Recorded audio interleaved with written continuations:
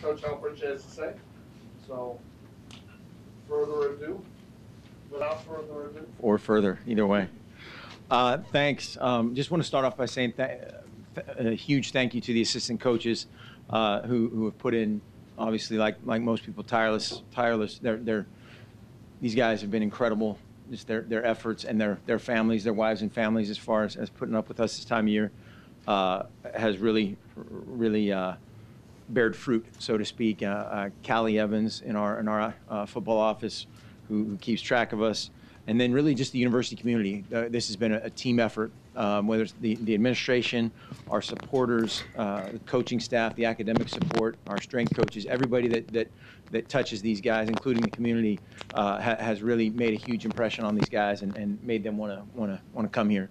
And that goes all the way to whether it's Dean Howard in the College of Business or to whoever thinks they're the least important person in this operation. Everybody affects whether a guy has a great experience on this campus or not, and that it's been a total team effort.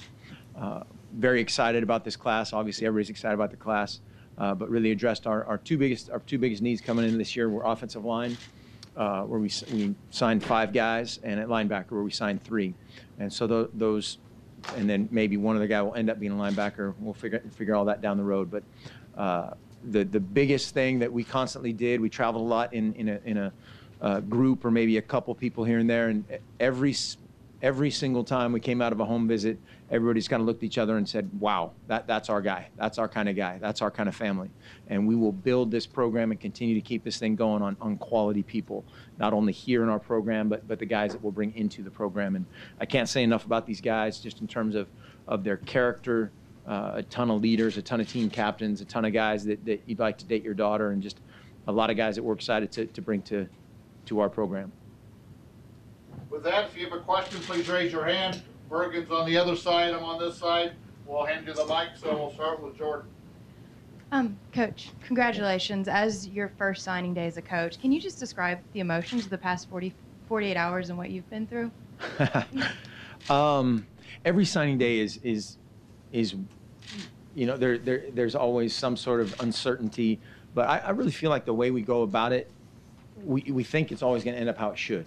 And we try to, we talk about our program, we talk about our players, we talk about our university, we talk about our city, and that's it. If people ask us to compare, this program versus that program, or, this graduation rate versus that graduation rate, we'll surely be happy to do that. This statistic versus that statistic, but we try to sell our deal, and we're not going to promise anybody anything. We're not going to guarantee anybody anything. And you usually end up with the right guys. Then AJ, to your back to the right. Coach, well, back here, how would you characterize going through this process as the head guy as opposed to an assistant coach? A few more phone calls, a few more, just a little bit more involvement in everybody. But again, our assistant coaches worked so hard in this deal and kept up the relationships and the communication during, some moments of uncertainty, and just again cannot say enough about their efforts in this deal. Yeah, I mean, you're aware of a few more things and involved in a few more things, but those guys did the vast majority of the work. Coach to me, Chris Beach. Coach, could I get you to go down the list and maybe make a little comment about each one? You would do that, Chris? No, I would be happy to. Do you want me to go through this list or the big list? How would you guys like to do this? Whatever I'll indulge you. Whatever you'd like to do. We'll go alphabetically. Devin Allen, just a really dynamic guy, will help track down USA as well as hopefully Football Town USA sometime. World-class hurdler, especially high hurdler guy. Robert Johnson, very excited about him as well. He came in, had a celebration this morning from a great program. His coach, a bunch of us have known for a long time, Scooter Molander at Brophy Prep, is one of the best coaches in Arizona history. And just, again, a great kid from a great family, dynamic, versatile athlete. Kanai Benoit, another Arizona kid, the first 2 guys in alphabetical order. He was just under 8 yards a carry. I think he was like 7.8, 7.9 yards per carry. A guy that we had always kind of kept our eye on throughout this whole recruiting process, and just again, a solid kid, really humble guy, but a competitive hungry, humble type guy, elusive, not, he doesn't have the 100-yard dash time as a couple of these other guys, but was very productive, elusive tackler, a heavy runner, runs through a lot of arm tackles. Excited about him as well. Doug Brenner, obviously Liz, we'll try to recruit her, so she'll play her. Would that be her 7th and 8th sports at the University of Oregon? Obviously from a great program, Ken Potter up at Jesuit. Again, obviously we know his family a little bit more than some of these other ones, but just a solid kid. I mean, just a guy that you'd want to hang out with, and just a great guy. Played tight end, played some defensive line, played a little bit here and there. We anticipate him probably being a center or guard. Very vocal guy. Seems like he'd be a charismatic leader type guy at center. So excited about him as well. Excited about everybody. I won't say that about every guy. Darren Carrington, his dad played for predominantly the Chargers for about 8 years in the NFL. So from a pedigree, very good sister basketball player who's better than him. I was on orders to say. But again, a dynamic guy, very kind of under-recruited and then just hammered here for some reason. But he committed to us last summer after camp, and just again, a guy that his best football is ahead of him. Very young-bodied guy, natural hands. Had a great all-star game, a great all-star camp, according to all those guys. He was in the Semper Fi game down in L.A. But just very excited to see him grow up. He's gonna fill out a lot more. He's a good-looking kid right now, but he's gonna be just get bigger, faster, stronger with Coach Radcliffe. Elijah George, kind of in the mold of a Jake Fisher-esque or a Tyler Johnstone type body type, taller, lean kid, really athletic.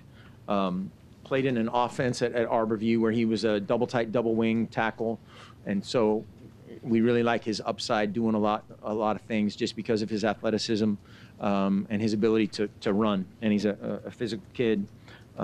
Dad was a great basketball player, and his best football.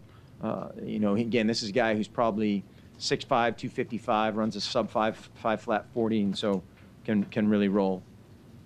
Damian Hobbs led his team they lost in the state championship game in Texas, the 5A division, which is, some of the best football in the country. Had just under 3,000 yards. I'd be lying if I told you exactly what that was. I think he had 28 or 29 touchdowns this year. Coach McGuire there at Cedar Hill has done an excellent job. Great program in Texas.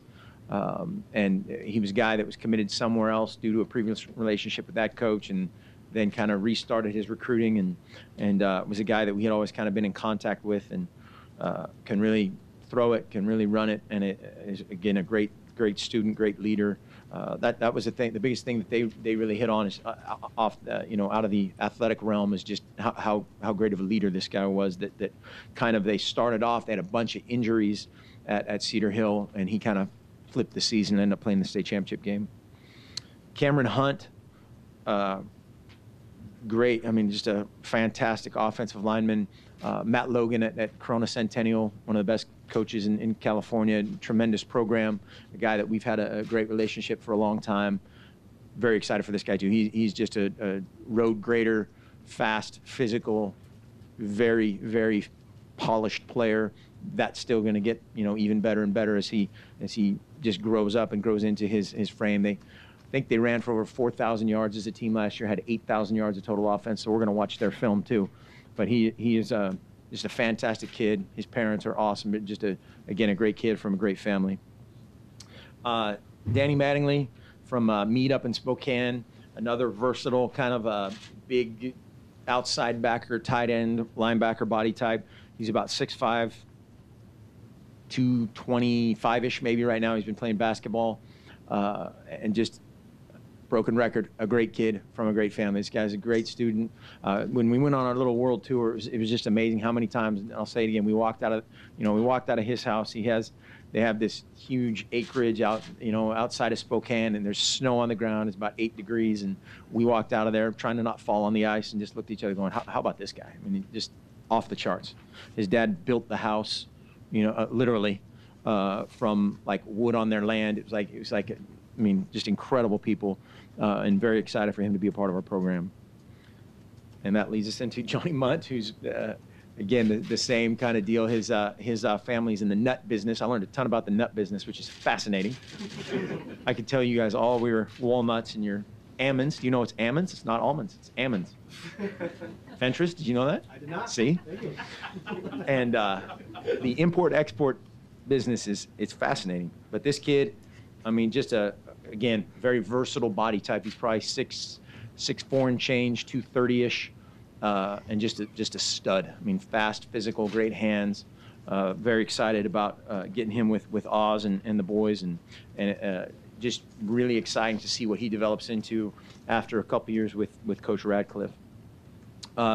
Jake Pisarcik, you'll recognize that name. His dad was obviously Joe Pisarcik, former NFL quarterback, and from New Jersey, just outside of Philly, Shawnee High School. His coach, Tim Gucci, was a guy that had been involved or come out to our coaches clinic for a couple years, and again, just kind of fell in love with the culture and talked to Jake a little bit about that, and we got involved with him a little bit later. He was a guy that put on a ton of weight and grew a ton from his junior year to his senior year, and his film was fabulous. I mean, early when we watched him, it was kind of one of those deals. He didn't have a lot of offers, and we loved him.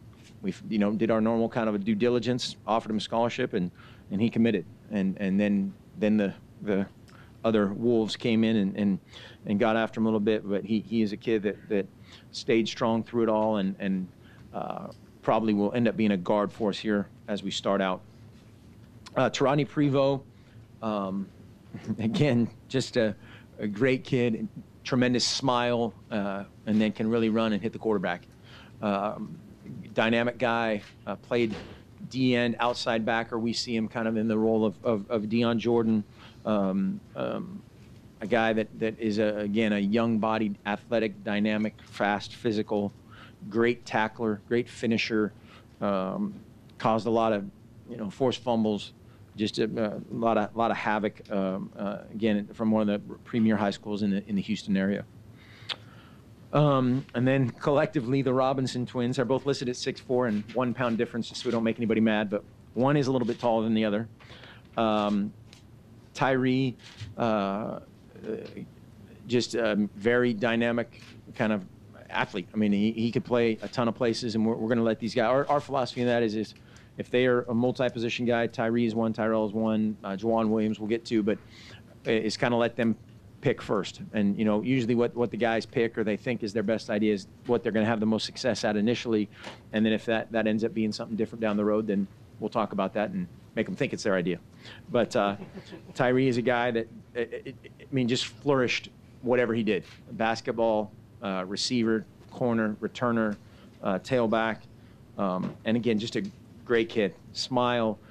Their mom is just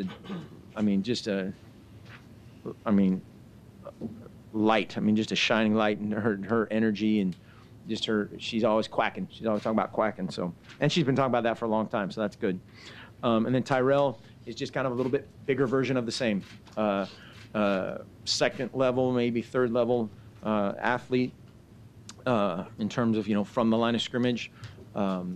Played basketball, played on offense. They're just two dynamic guys, and we'll figure out and sort it out where they end up playing. Chris Cisse was another kid, kind of a long striding, skinnier guy that has a huge upside. Coach Rad and I had watched some film together a long time ago and watched this guy, and he really liked just his development capability as an athlete. From a very good team as well. Ian McMillan, right, is his head coach at American Canyon. Just couldn't talk about how tough this guy was. And a lot of guys, that play that position aren't necessarily characterized as tough right off the bat, especially just his basic frame, but did a great job in the return game, playing some corner, played some tailback, played some quarterback, was all over the map. Thomas Tyner, obviously well publicized. The guy's off the charts. World-class speed will obviously help our track team as well. Hopefully he and Devin will be able to help both programs out for a long, long time. Had that one game where he rushed for whatever it was, 1,300 yards and 12 touchdowns, and just, you know, the total package is a tailback, a physical guy, fast guy, really good hands. Just excited to get him involved, and he's a kid that again, you can just have a normal conversation with and talk about the future, and he just wants to compete. Evan Voller from up at West Lynn, played for Coach Fanger. Again, a guy that got a ton better as his career went. He was kind of one of those guys that got a little bit bigger, maybe he wanted to throughout his high school career, and just grew into his body and kind of started playing urgently and physically, and just a guy that I know Coach Greatwood is excited to get in, and will be a guard initially, and then get in the weight room and just get bigger, faster, stronger. Joe Walker is a kid that's already here, a linebacker from LA Harbor. We had a workout this morning, and a lot of those guys that come in from a junior college are not in great shape. It's kind of a tribute to him and his program. That he came in fantastic shape and did a great job of being vocal, finishing drills, doing that kind of thing, which is not always the case for newcomer guys in their first deal. But I think he knows that he has a chance to play. Obviously, losing Kiko and Michael and Dion, there's some slots to be filled.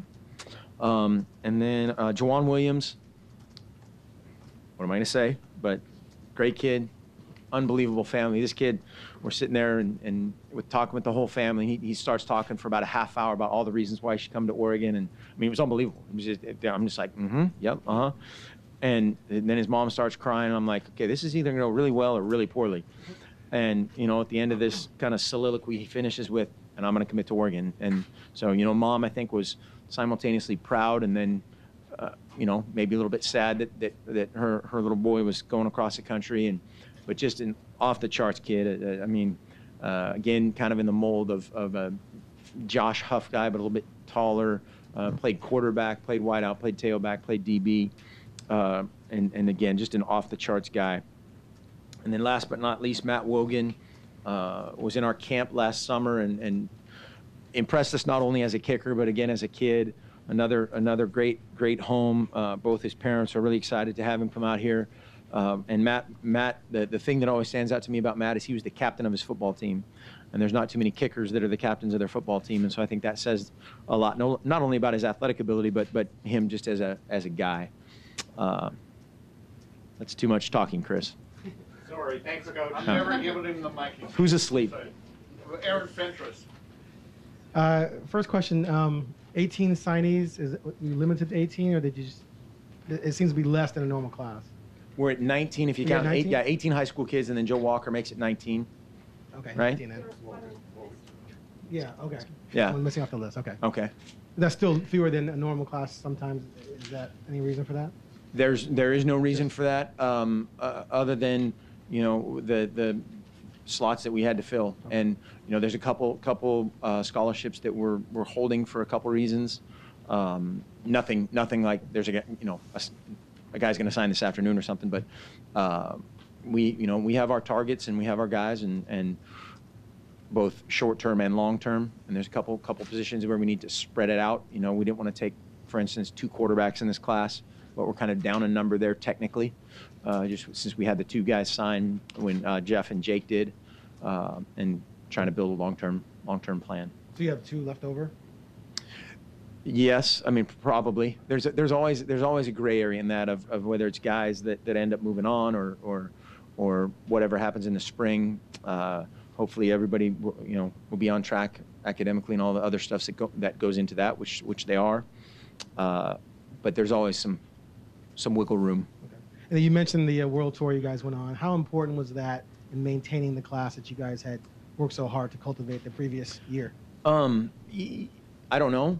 It was well received. I think the assistant coaches did such a great job of maintaining the lines of communication, and our approach is just to be very honest with people, and upfront of how that goes. And I think more or less it was just a show of solidarity. And when there's a lot of people talking about a lot of things that maybe aren't factual, when there's 8 guys that have been here for the last 4 years that are staying here, that's impactful on a young man or his family. And so that was something that we just wanted to do, and we thought that was a good strategy to just show them. Left side of the room, Sean Shafi. Were there any guys that you guys had targeted that in the end you were disappointed you didn't get? And the flip side is, were there guys that you weren't expecting that sort of came through at the last minute?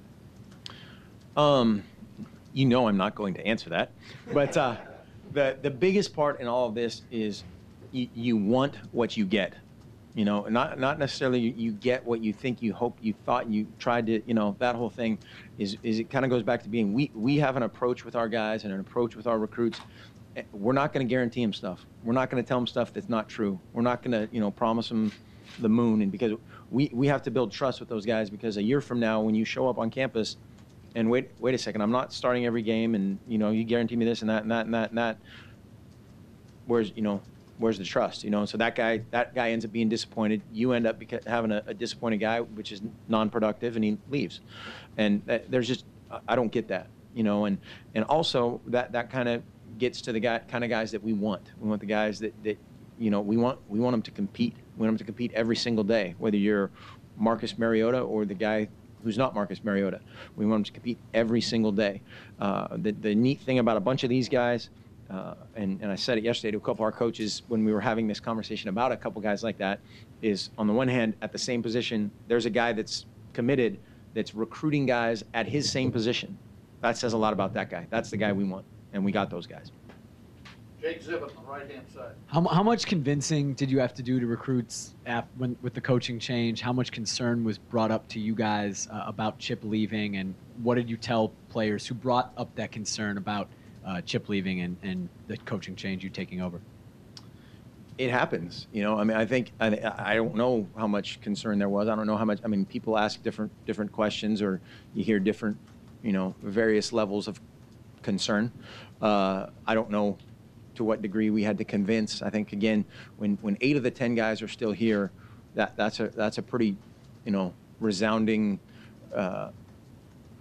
something to squelch those concerns, hopefully, and just that was probably the biggest thing, is just getting out there, getting in front of them, having, in some cases just meeting and talking. And Oregon football is certainly bigger than me, certainly bigger than any one guy, and this program is what it is for a lot of reasons other than just one person. And guys wanted to be here for a lot of reasons, and I'm sure Chip was one of them, but I know there were a lot of other reasons too. The left over here, Chris. Coach Lubick and Coach Aiken were kind of late additions to the coaching roster, if you will, in terms of the recruiting process. How instrumental were they in not only holding the class together, but adding guys on? Well, I think anybody that knows who those guys are, and probably, Matt certainly had recruited or maybe knew of or had been involved with some of those guys, either where he was currently or in the past. And Matt is just they're both tremendous guys, but Matt has been an incredible recruiter throughout his career and has built a ton of great relationships. And I think, coaches see that, high school coaches see that, junior college, and they kind of go, okay, wow, that guy's going there. That's, just credibility. And then Ron Aiken is off the charts. The greatest endorsement when I was kind of in this whole process is talking to Kirk Ferentz, and he said that the thing about Ron is you'll just feel bad because he's a better person than you, he's a better coach than you, he's a better husband than you, and that that's a pretty good endorsement. And the other one was when somebody else trying to get this job said, oh, well, if you have a chance to get him, you got to hire him, and it's a guy trying to get the same job. And so those guys, I think, just again, this is a special place, and we've been able to attract a ton of talent, both on paper in terms of signees and our coaches. Back to the right, AJ. Coach, do you think there might be any additions to the class of 2013 in the future? Don't know. There's a possibility of a couple things happening, and stuff happens all the time, in whether it's a early out JC guy or a guy that hasn't signed or whatever. Back to the left here, Rob Mosley. In terms of the different guys, Prevost was the guy coming into the day. A lot of us on the outside were a little bit surprised by it. Can you go through what the process was with him? At what point did you feel pretty good about his status with you guys? who recruited him? I mean, was he affected by the coaching change in the with Az or anything like that? I see you list him as a linebacker, but he obviously played some line too. Yeah, that was a lot of questions, Rob. Sorry. The Dodger shirt was enough, but he was a guy that again, Tarani that's our kind of guy. I mean, this guy is just electric on the field and off. Great smile, great character, great questions. His uncle and his mom had one of the best home visits of all time. His uncle had a litany of questions, and it was on, and it was fun. I mean, it was awesome. And they cared a ton for that kid, and he had a bunch of people in one corner and a bunch of people in another corner, and I think he really saw himself here and ended up making obviously we're very happy with his decision, but he didn't make that until today. And it was one of those things. Don Pelham would definitely be considered the lead recruiter, but that was a team effort. We had an incredible home visit with everybody contributing at some point. Then another time when I could only go one time, so I think we had 6 guys going the next time, and just try to again, show the solidarity, show the future, show the vision, all the stuff that we do, and we were just honest with the guy. Showed him his roadmap, and we're very happy that he's chosen to take it. Mark, to your right, Joey Thompson. Yes, you mentioned the wow coming out of the visits, and I think a lot of that you implied was character. But was there anybody that, there's so much recruiting, there's no sleepers anymore, so I guess I'm assuming, but there's somebody that you walked out and say, wow, why we got to steal? I mean, the one or two that you kind of thought that, why weren't more people after this guy? We really got some that the other schools really weren't evaluating as high as we were. Wow, that's a great question. I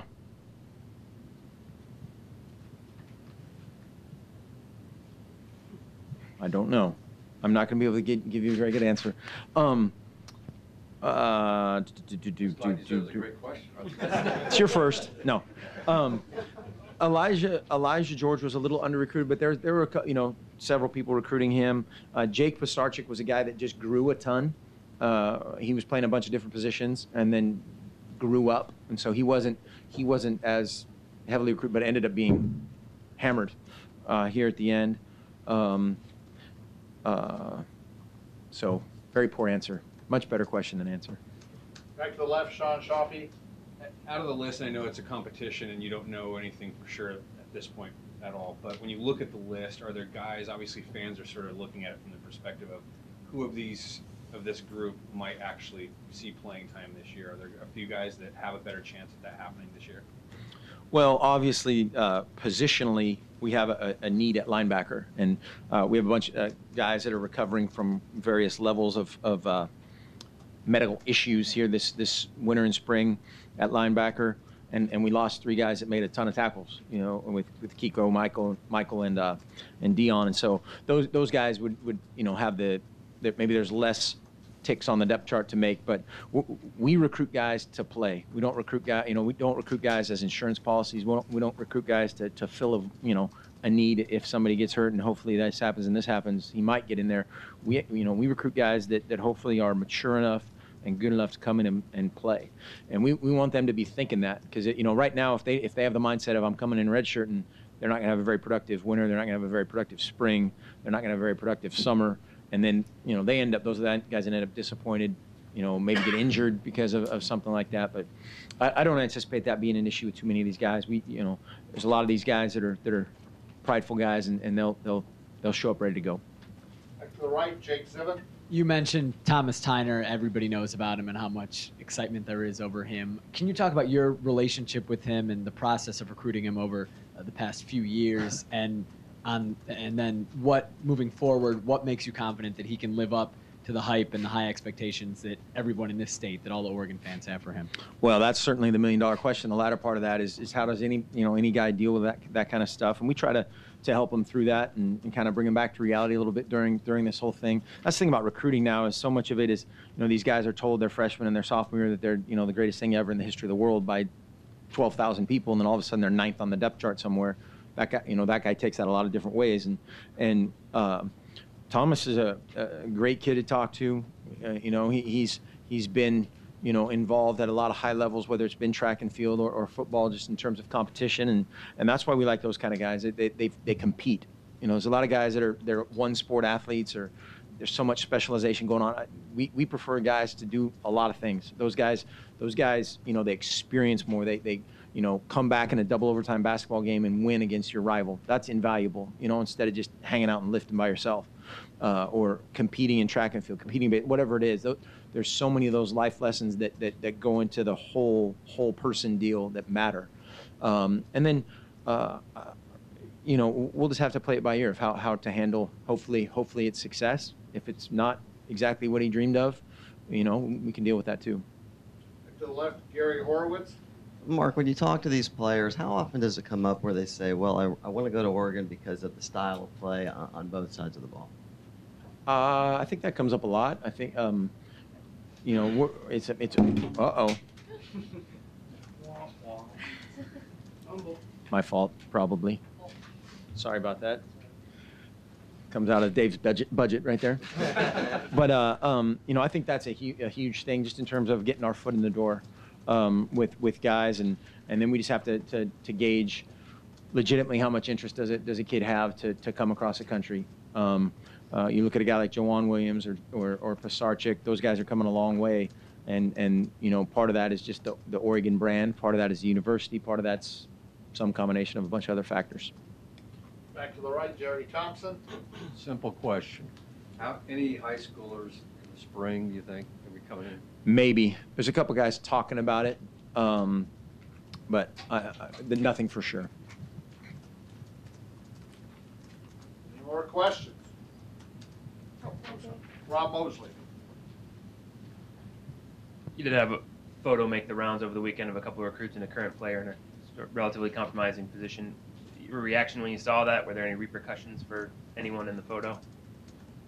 Yes. The reaction was obviously, highly concerned, and we've already discussed that with the entire team as well as the individuals involved. I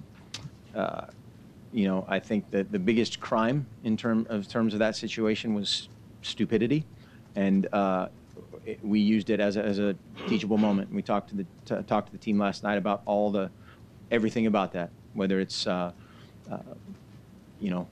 college life or social media, dealing with situations like that. And we had a very emotional meeting last night, and trying to learn from a very unfortunate situation, which again, I'd like to, we talked about it last night and pass our condolences along to the Arizona State football family for losing a member of their family, Tyrese Thompson, who passed away last week, and talked about that just in regard to that whole situation. And I think we used it as a very good learning experience. To the right, Aaron Fentress. Obviously, you took over as head coach. You took over a class that Chip was leading the recruiting of. Do you have any different philosophies from Chip that might reshape how you guys approach recruiting in the future? And were there kids? Right. I guess you can't answer this last question, but were there kids that maybe you wouldn't have targeted that he targeted, and kids that you targeted that maybe he didn't target? I don't think necessarily that much this year. I don't think there was that. Oh, no, go ahead. No, sorry. Oh, I'm not getting up the mic yet. Go ahead. Yeah. I don't think philosophically we're that far off. I think we're going to make just a couple, which we do every year in some form or fashion, just some programmatic things that we think we can improve upon. Whether it's how we, pass the film along. If you like a guy and somebody else likes a guy, and how that all gets evaluated. Or how we share the information, offense to defense, defense to offense. You take a guy like Johnny Munt or a Robinson. There's a lot of people that would like a piece of those guys as an athlete, and just to cross-check those guys a little bit more of, hey, this guy wants to play offense, this guy wants to play defense, this guy, maybe it's a big outside linebacker that might be a offensive tackle someday, all those communication things. But I don't think philosophically there's that much difference in terms of we want great kids, we want championship people and championship football players. Back to the room to the left, Alex.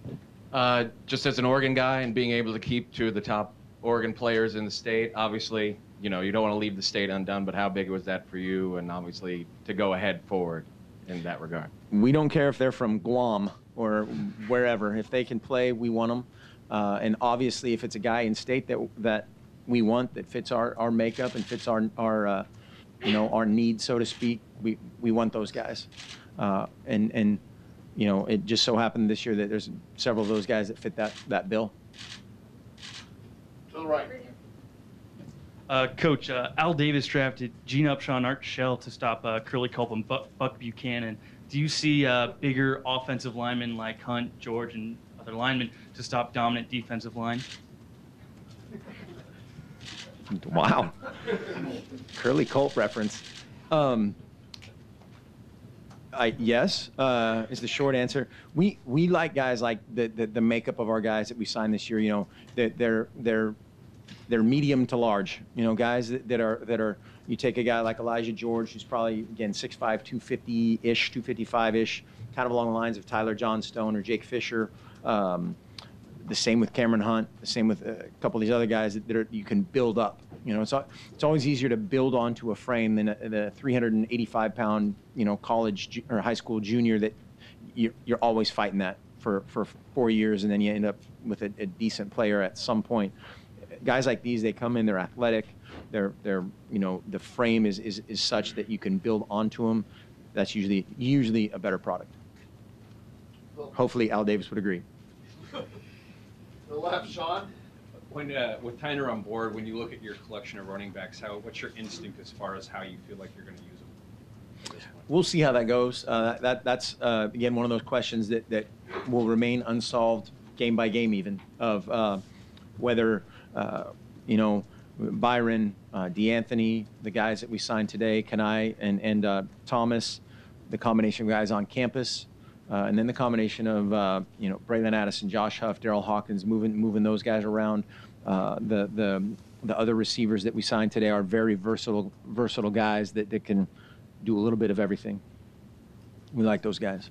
On the left-hand side of the room, Rob.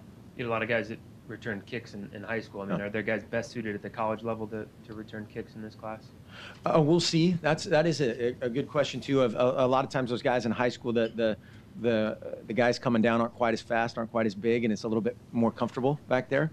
And sometimes it takes guys to grow into that role in college. Braylon did a great job. You look at the bowl game of standing there taking some shots. That's a tough deal. That's a very tough deal to stand in there with, Indy cars running by you, and you're supposed to catch a punt and or whatever, stay in bounds or whatever it is. And but there's a lot of those guys that fit that bill, and we're excited to find out who's going to just end up in which hole. Jake Zivin on the right. There have been a few high-profile field goals missed in the past couple of years. Thanks for bringing it up. Sorry. A lot of fans will probably be paying more attention to Matt Logan than normally a kicker would get in a class because of that. What can you tell us about him, and what gives you confidence that he can be a guy that can make those 40-yarders down the road? We sure hope so. I mean, he's a guy on film. I mean, he's done it. And in our camp, he came to our camp, and he's a touchback machine, which is the defense loves that, the fans love that, I love that. That's great. Great stuff, and just a very productive, very efficient kicker. And then you just have to do it. You have to do it with the lights on and the noise and the situation and just trust your training and do it. But his makeup is solid as a rock as far as coming into this situation. You couldn't have a better just a guy. He's an athlete who's a kicker. And those guys are usually your guys that can handle those kinds of situations. Expecting to compete as a true freshman? I'm sorry? Expecting to compete as a true freshman? Definitely. Yeah, we expect all these guys to compete as true freshmen. The left here, Adam Jude. Just last week, became official with Scott Frost getting the promotion. Can you talk about your relationship with Scott and how you see kind of roles forming going forward? Yeah, my relationship with Scott is excellent. We're very close. He's a great guy.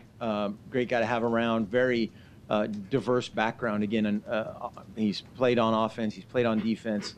Coached for great played for great offensive coaches, played for great defensive coaches, worked with both, and so his background is such that he can talk to people in a lot of different ways, and that's a big deal of when you're trying to attack a defense, just like anything else. If you know what they're trying to do and you know how they do it, you can hopefully have some counterpunch and as far as the roles going forward, we'll figure all that out. All that is in time, and we'll be fine.